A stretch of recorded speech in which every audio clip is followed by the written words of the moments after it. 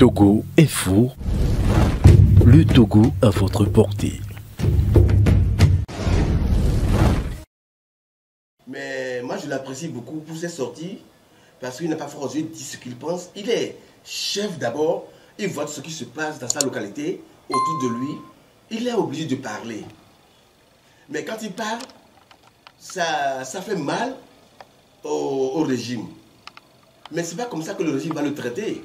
Jusqu'à lui demander il y a 3 jours qu'il démissionne de la trône.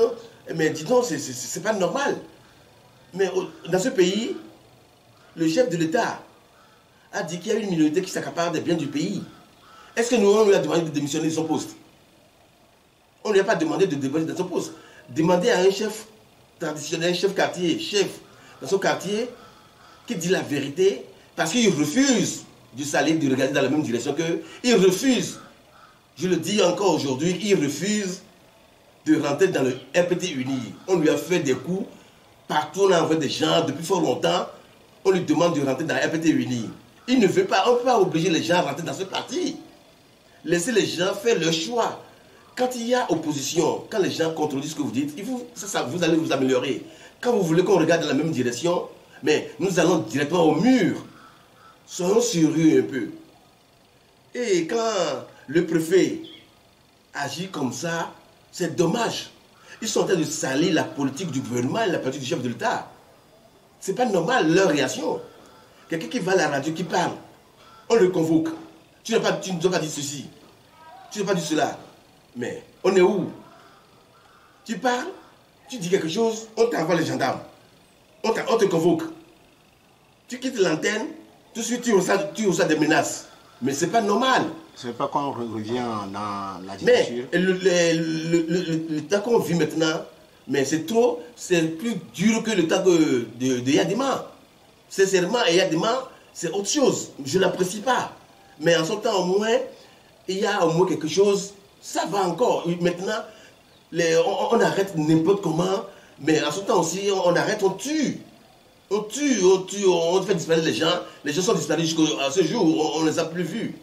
Mais par contre, maintenant, tu vas à la radio, tu as peur de parler. Tu as peur de parler. Mais ce n'est pas normal.